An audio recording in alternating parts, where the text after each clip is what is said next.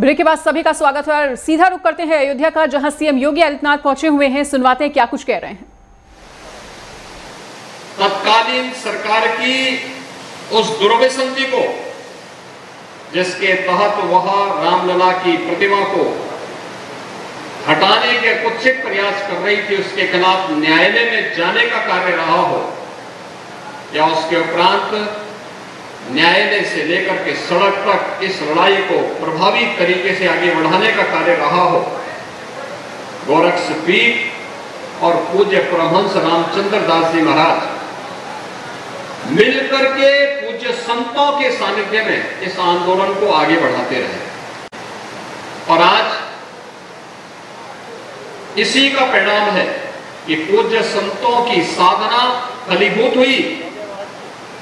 500 वर्षों का इंतजार समाप्त हुआ। अयोध्या में रामलला विराजमान हुए और विराजमान होने के साथ ही देश और दुनिया में अयोध्या धाम एक बार फिर से त्रेता युग का स्मरण कराता हुआ दिखाई दे रहा है। अयोध्या के संतों का गौरव बढ़ा, अयोध्या को एक नई पहचान मिली। प्रधानमंत्री मोदी जी के प्रयास, सरकार बनने के बाद जो प्रारंभ हुए, भारत की न्यायपालिका की ताकत का एहसास दुनिया ने किया कि जिस राम जन्मभूमि के बारे में लोग कहते थे कि अगर फैसला राम मंदिर के पक्ष में हुआ तो सड़कों पर खून की नदियां बहेंगी। आपने देखा होगा पूज्य संतों ने भरपूर प्रयास किया कि हम बातचीत से समस्या का समाधान निकालेंगे, लेकिन जब बातचीत के समाधान के रास्ते समाप्त हो गए और सरकार की भड़धर्मिता आड़े आने लग गई, तो उस समय पूज्य संतों ने लोकतांत्रिक तरीके से संघर्ष का रास्ता चुना। संघर्ष का रास्ता चुनने के उपरांत आप सबने इस बात को देखा होगा, आंदोलन बड़े मजबूती के साथ पूरे देश के अंदर आंदोलन आगे बढ़ा और आंदोलन के आगे बढ़ने की स्थिति थी। ये न्यायालय में फिर मामला जाता है और अंततः प्रधानमंत्री मोदी जी के आगमन के बाद भारतीय जनता पार्टी की डबल इंजन सरकार बनने के उपरांत इस समस्या के समाधान का मार्ग निकले।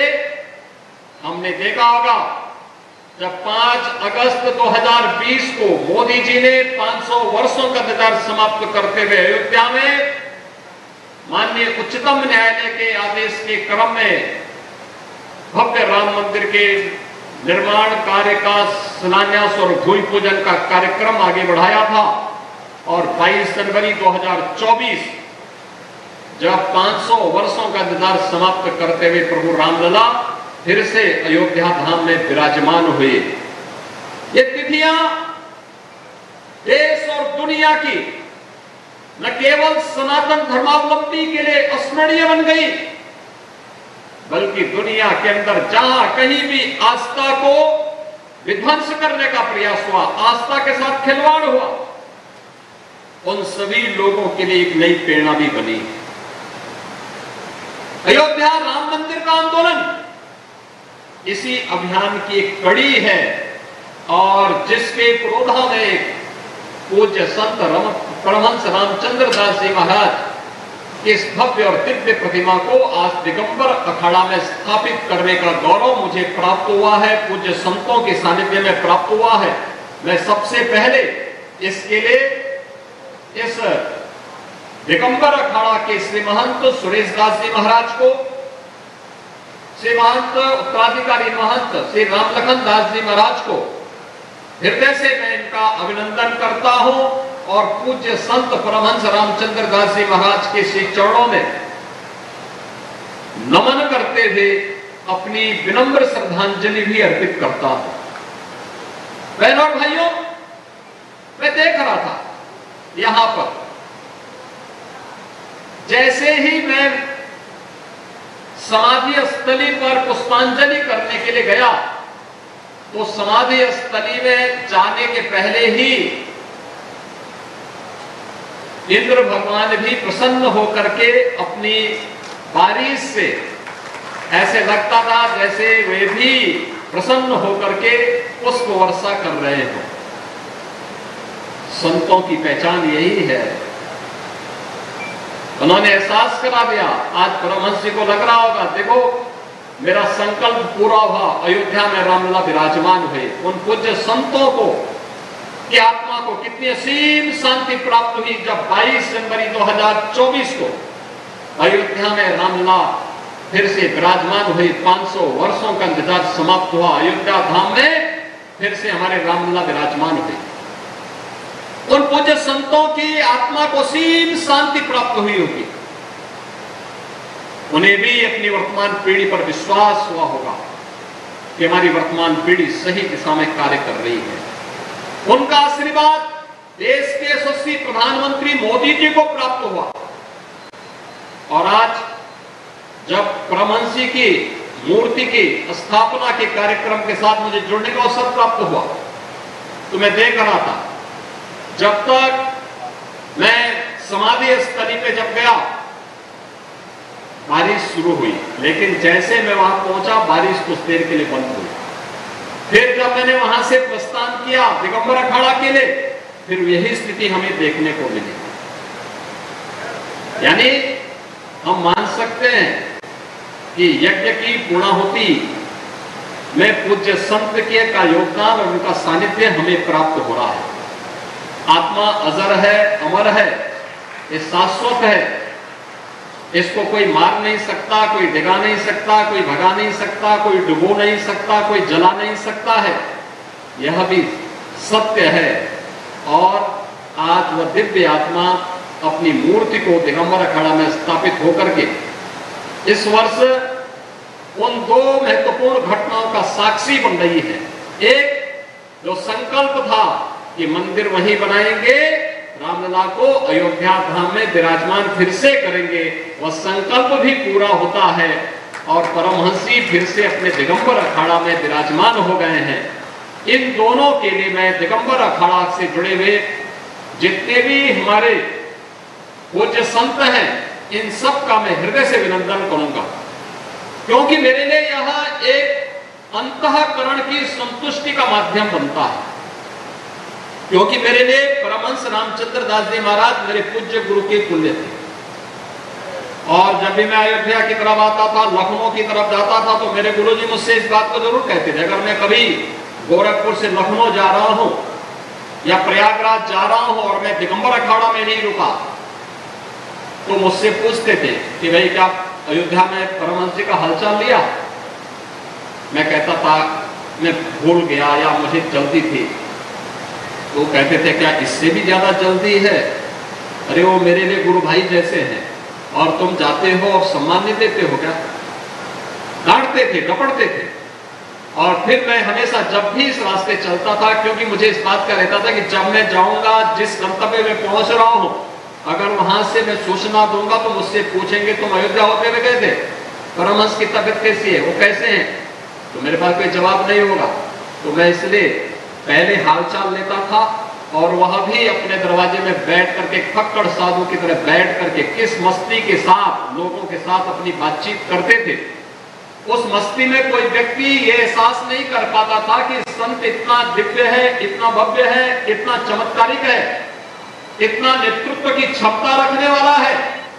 एक सहज सरलता उनके मन में थी, वात्सल्य भाव उनके मन में था, और ये हमें अक्सर वहां देखने को मिलता था।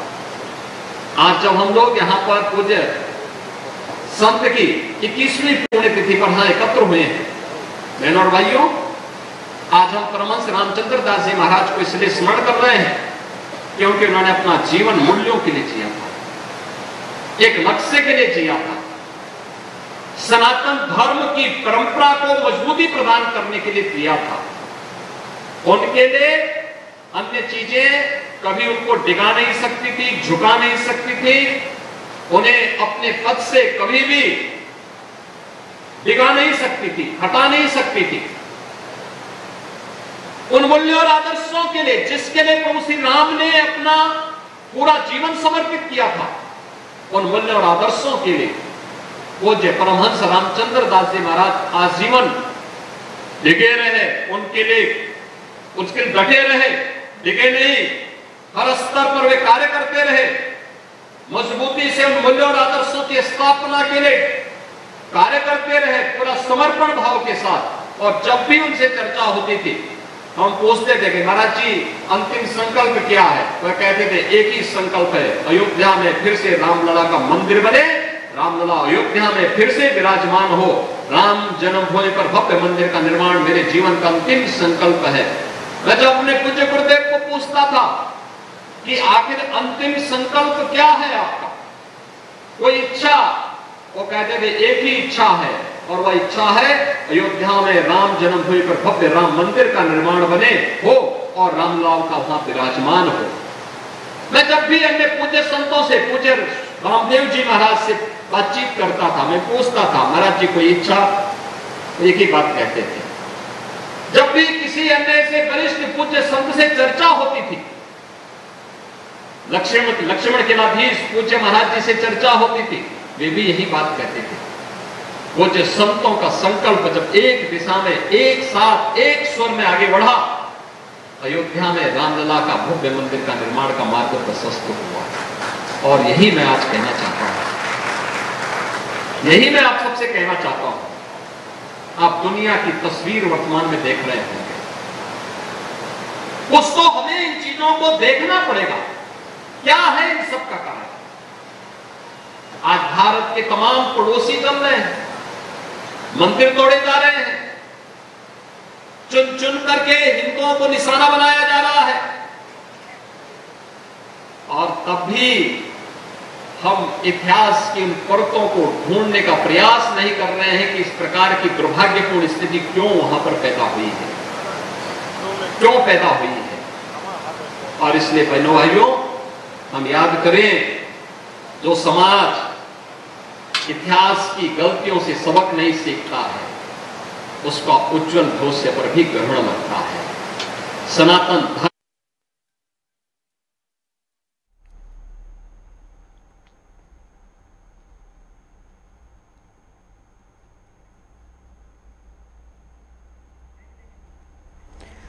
पूज्य संतों को भी इसे स्थानीय स्तर पर अपना सानिध्य प्रदान करना पड़ेगा, एकजुट होकर के इस अभियान को सफलता की नई ऊंचाइयों तक प्रदान करना, सम्मान देना, उस सम्मान को बरकरार रखने के लिए कार्य करना पड़ेगा, अहर्निश प्रयास करना पड़ेगा। आज उसी की परिणति है, एक एक करके अयोध्या के नाम पर सारे कार्य, सारे संकल्प पूरे होते हुए दिखाई दे रहे हैं। अयोध्या धाम आज एक सही दिशा में, सकारात्मक दिशा में आगे बढ़ा है, और उस क्रम को हम निरंतरता प्रदान कर सकें, इस दृष्टि से मैं आपके बीच में बार बार आता हूं। और इसीलिए हम लोगों ने कहा था यहां पे आकर के, जो यात्रियों के लिए रेल बसेरा बनेंगे, प्रभु राम के वनवास के समय का सबसे पहले साथी कोई बने थे, निषाद राज बने थे, तो निषाद राज के नाम पर अयोध्या के रेल बसेरा बसेंगे, यात्री विश्रामालय बनेंगे। आज वह काम यहां पे हो रहा है। प्रभु राम की गाथा को सबसे पहले लिपिबद्ध करने का काम किया था त्रिकालदर्शी ऋषि महर्षि वाल्मीकि ने। तो अयोध्या का एयरपोर्ट, इंटरनेशनल एयरपोर्ट, दुनिया के अंदर महर्षि वाल्मीकि के नाम पर पहला एयरपोर्ट कहीं बना है, प्रभु राम की जन्मभूमि अयोध्या धाम में बना है। हम लोगों को इसको भी थोड़ा ऊंचा करना चाहिए। यहां पर यात्रियों के लिए जो भंडारा लगे, उस भंडारे में बनने वाला जो सुस्वादु व्यंजन थे, उस रसोई का नाम था माता सबरी रसोई। माता सबरी ने प्रभु राम को बेर खिलाए थे, चुन चुन करके बेर खिलाए थे। वो बिल्ली थी, लेकिन प्रभु ने भेदभाव नहीं किया, सबको जोड़ा था। बहनों और भाइयों, आज हमें भी तो प्रभु राम के अगर हम भक्त हैं, उन मूल्यों के लिए, उन आदर्शों के लिए, उन मार्गों का अनुसरण करते हुए हमें भी इस पथ का अनुसरण करना होगा। अन्यथा हम बोले कुछ और करें कुछ, कभी हमें उसका पुण्य नहीं प्राप्त हो सकता है।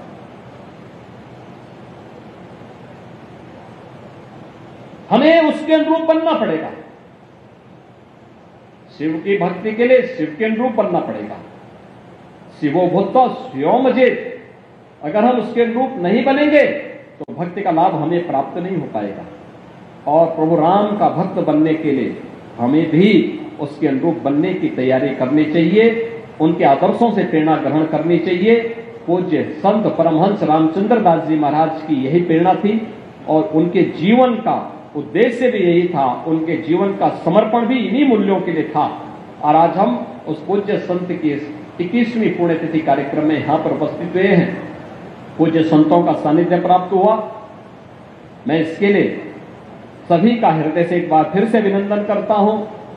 पूज्य महाराज जी के श्री चरणों में विनम्र श्रद्धांजलि अर्पित करते हुए उनकी कृपा निरंतर बनी रहे, सनातन धर्म पुष्ट हो और भी दिग दिगंत तक इसकी ध्वजा पताका ऐसी फहराई जाती रहे, इस विश्वास के साथ आप सबके प्रति भी पूज्य महाराज जी का सानिध्य और उनका आशीर्वाद बना रहे, इस कामना के साथ आप सबके प्रति भी मैं अपनी शुभकामनाएं देते हुए अपनी वाणी को यहीं पे विराम देता हूं। धन्यवाद। जय हिंद।